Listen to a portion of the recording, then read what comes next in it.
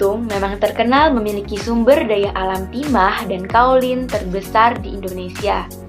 Maka, tak heran jika penambangan timah dan kaolin di pulau ini dilakukan secara besar-besaran dan sangat aktif sampai saat ini. Kegiatan pertambangan tentu menimbulkan dampak yang tidak baik.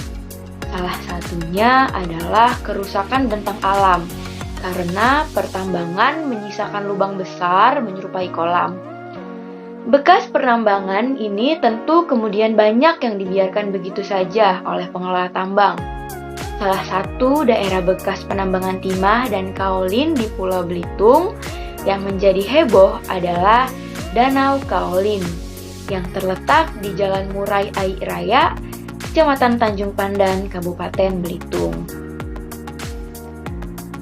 Kaolin sendiri adalah bahan tambang alam yang merupakan jenis tanah lempung atau biasa disebut clay, di mana mineral penyusun utamanya adalah kaolinit.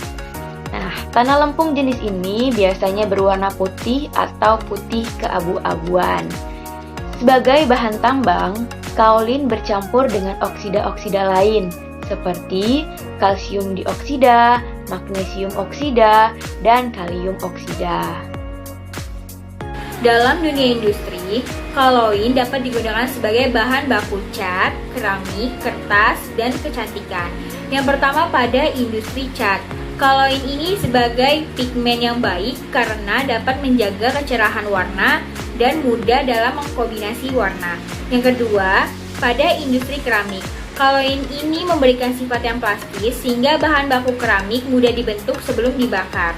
Yang ketiga, pada industri kertas, kaolin ini sebagai bahan pengisian pulp, di mana dengan adanya kaolin ini kertas akan menambah berat, lebih putih, tidak transparan, serta tidak mudah koyak. Kaolin yang digunakan biasanya dalam bentuk tanah liat atau yang biasa kita sebut dengan kelai. Kaolin kelai ini digunakan untuk bahan baku pembuatan masker nih teman-teman.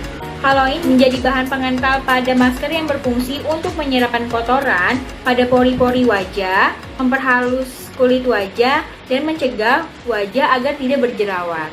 Melihat banyaknya manfaat yang dimiliki kaolin, maka tak heran jika aktivitas pertambangan kaolin dan eksploitasi alam terus dilakukan. Aktivitas penambangan yang sangat tinggi terus dilakukan oleh masyarakat sehingga telah menimbulkan berbagai dampak yang buruk bagi kehidupan manusia dan tatanan lingkungan hidup.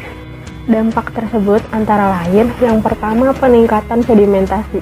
Limbah hasil tambang yang dialirkan ke sungai akan menyebabkan sedimentasi pada daerah aliran sungai atau DAS yang berpengaruh pada pendangkalan dan perubahan bentang alam. Yang kedua yaitu peningkatan kekeruhan perairan yang disebabkan oleh adanya bahan-bahan tersuspensi seperti tanah liat, pasir, bahan organik, dan jasad-jasad ternik.